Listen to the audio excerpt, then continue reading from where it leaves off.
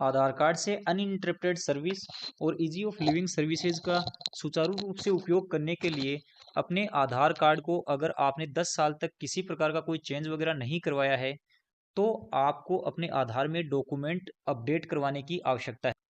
आप यह पता कर सकते हैं कि मुझे मेरे आधार कार्ड में डॉक्यूमेंट कराने की आवश्यकता है या नहीं। तो इसके लिए हम आधार की वेबसाइट पे जाएंगे और माई आधार पे क्लिक करके चेक आधार वैलिडिटी पे क्लिक करेंगे। यहाँ पर हम अपने आधार नंबर और कैप्चा डाल के प्रोसीड बटन पे क्लिक करेंगे।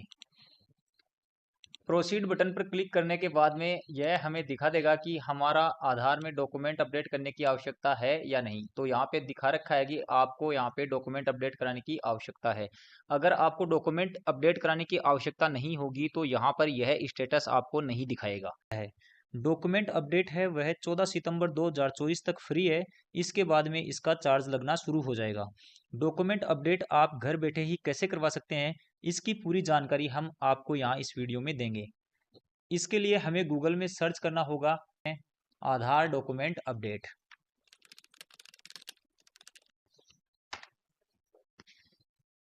यहाँ पे हम यूआईडीआई की वेबसाइट पे जाएंगे। तो हम यहाँ पे पहली वेबसाइट ही खोल लेते हैं। यहाँ यह यूआईडीआई की वेबसाइट ओपन हो गई है। इसमें कोई भी पेज खुल सकता है। आपको यहाँ पे माई आधार में जाना है और डॉक्यूमेंट अपडेट पे क्लिक करना है। माई आधार पर क्लिक करने के बाद में हमारे पास में यहाँ पे न्यू विंडो ओपन होती है जिसमें दिखा रखा है कि यहाँ पे यह 14 सितंबर 2024 तक फ्री है और उसके बाद में इसके चार्ज लगेंगे। इसके बाद में नीचे देखेंगे तो व्हाट टू सबमिट में आपको यहाँ पे दिखा रखा है कि कौन से डॉक्यूमेंट्स हैं वो आपको एड्रेस के रूप में हैं काम आएंगे और कौन से हैं वो आपको दोनों में काम आएंगे और कौन से आपको आईडी के रूप में। अगर आप ज़्यादा जानकारी चाहते हैं कि कौन कौन से डॉक्यूमेंट्स में उपयोग होते हैं तो यहाँ पे for details list of acceptable identity and address documents click here पर क्लिक करेंगे तो आपके पास में डॉक्यूमेंट्स की लिस्ट खुल जाएगी। इसमें आपको यहाँ पे सारी चीज़ें दिखा रखी है कि ये जो 2 नंबर कॉलम में आप यहाँ देखोगे तो ये बोथ यानी एड्रेस और आइडेंटिटी में ये डॉक्यूमेंट्स काम आएंगे, ओनली आइडेंटिटी में ये काम आएंगे और एड्रेस में ये काम आएंगे। तो आपके पास में जो भी डॉक्यूमेंट्स हो वो आप इसका उपयोग कर सकते हैं। हमें एड्रेस और आइडेंटिटी के डॉक्यूमेंट्स चाहिए होंगे। इसके बाद में नीचे यहाँ पे दिखा रखा है कि हम इसे सबमिट कैसे कर सकते हैं। तो इसके लिए आप यहाँ पे देख सकते हैं, इस पे क्लिक करके इसमें डॉक्यूमेंट्स है जो सबमिट करने के तरीके आपको बता रखे हैं। तो हम यहाँ पे क्लिक करते हैं क्लिक टू सबमिट, क्योंकि हमें ऑनलाइन सबमिट करना है। तो क्लिक टू सबमिट पे क्लिक करने के बाद हम नेक्स्ट विंडो में जाएंगे। नेक्स्ट पेज हमारे पास में ओपन होगा। नेक्स्ट पेज में हम यहाँ पे अपने आधार नंबर लगाएंगे और आधार नंबर लगाने के बाद में यहाँ पे कैप्चा डाल के लॉगिन विद ओटीपी करेंगे तो हमारे आधार में जो मोबाइल नंबर जुड़ा हुआ है उसके ऊपर ओटीपी जाएगा और वो ओटीपी हम लगा करके यहाँ पे प्रोसीड करेंगे। लॉगिन बटन पे क्लिक करने के बाद हम नेक्स्ट पेज पे जाएंगे। यहाँ आपको दिखा रखा है कि आपके आधार की जो ऑथेंटिसिटी है उसको और मोर एक्यूरेट करने के लिए आपको एड्रेस और आइडेंटिटी के डॉक्यूमेंट्स है वो यहाँ पे लगाने हैं। और इन डॉक्यूमेंट्स में आपके आधार में जो वर्तमान में डिटेल्स हैं उनके अनुसार ये डॉक्यूमेंट्स मैच होनी चाहिए।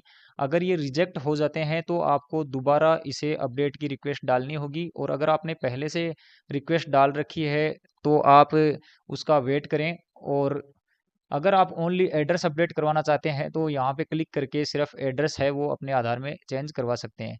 फिर हम यहाँ पे नेक्स्ट पे क्लिक करेंगे। हम यहाँ पे नेक्स्ट पे क्लिक करेंगे। यहाँ पर हमें अपने आधार की वर्तमान जो डेमोग्राफिक डिटेल्स है वो यहाँ पे दिखा रखी है, जैसे नेम, जेंडर, डीओबी, एड्रेस। अगर आपके नेम, जेंडर, डीओबी में अगर किसी प्रकार का कोई करेक्शन है, मिसमैच है तो आप आधार सेंटर पे जा कर के सही करवा सकते हैं। अगर आपके एड्रेस में कोई चेंज है तो आप एड्रेस में यहाँ आगे की स्टेप में चेंज करवा सकते हैं। और अगर इन डिटेल्स में किसी प्रकार का कोई चेंज नहीं है तो आप यहाँ पे I verify that about details are correct इस पे क्लिक करेंगे। और अगर एड्रेस में करेक्शन है तो आप यहाँ पे क्लिक करके एड्रेस में करेक्शन कर सकते हैं। बाकी डिटेल में आपको आधार सेंटर पे जाना होगा। फिर हम नेक्स्ट बटन पे क्लिक करेंगे क्योंकि हमारी डिटेल्स है वो सारी करेक्ट है। हमें सिर्फ डॉक्यूमेंट अपलोड करना है। यहाँ पे दिखा रखा है आपको कि डॉक्यूमेंट की साइज 2 MB से कम होनी चाहिए और जेपीजी, पीएनजी और पीडीएफ फॉर्मेट में ही होनी चाहिए। यहाँ पे आपको यहाँ पे दिखा रखा है कि प्रूफ ऑफ आइडेंटिटी को आपको यहाँ पे डॉक्यूमेंट को सिलेक्ट करना है। तो आपके पास में जो भी डॉक्यूमेंट्स हैं इनमें से वो आप यहाँ पे सिलेक्ट कर सकते हैं। वही डॉक्यूमेंट आपको अटैच करने होंगे। जैसे मैं यहाँ पे ड्राइविंग लाइसेंस लगा देता हूँ। यहाँ पे इसने बता रखा है कि ये डॉक्यूमेंट्स में ये चीज़ें होनी चाहिए।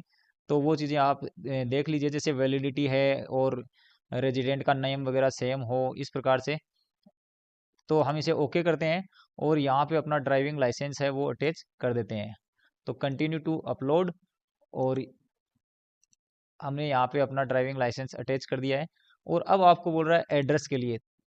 एड्रेस के रूप में हम यहाँ पे अपना वोटर आईडी है वो सिलेक्ट कर लेते हैं। हमने यहाँ से अपना वोटर आइडेंटिटी कार्ड सिलेक्ट कर लिया है और ओके कर दिया है। इसके बाद हम वोटर आईडी को अपलोड कर देते हैं और यहाँ पे कंसेंट को टेक चिक मार्क ऑन करके नेक्स्ट पे क्लिक करते हैं और ओके पे क्लिक करते हैं। हमारी रिक्वेस्ट है वो यहाँ पे सबमिट हो जाएगी। तो हम यहाँ पे सबमिट पे क्लिक कर देते हैं और ये हमारी रिक्वेस्ट है वो सबमिट हो चुकी है। यह हमारा एक्नॉलेजमेंट नंबर यहाँ पे मिल गया है हमें। इसे हम डाउनलोड कर लेते हैं। यहाँ पे हमें SRN नंबर मिल गए हैं। इस SRN नंबर का उपयोग करके हम अपने डॉक्यूमेंट अपडेट का स्टेटस चेक कर सकते हैं। इसके लिए हमें माई आधार की वेबसाइट पर ही जाना होगा और यहाँ पे हम चेक आधार अपडेट स्टेटस पे क्लिक करेंगे और अपने SRN नंबर लगा करके यहाँ से अपने अपडेट का स्टेटस चेक कर सकते हैं। जैसे ही हम यहाँ पे अपना SRN नंबर और कैप्चा लगा के सबमिट करेंगे तो हमें यहाँ पे हमारी रिक्वेस्ट है वो दिखा रहा है कि यह वेरिफिकेशन स्टेज पे है। और जब यह कंप्लीटेड हो जाएगा तब हम समझ जाएंगे कि हमारा आधार है वो अपडेट हो चुका है, या रिजेक्ट होने की स्थिति में हम दोबारा आवेदन कर देंगे। इस प्रकार से हम हमारे डॉक्यूमेंट्स है वो आधार में ऑनलाइन ही अपडेट कर सकते हैं। धन्यवाद।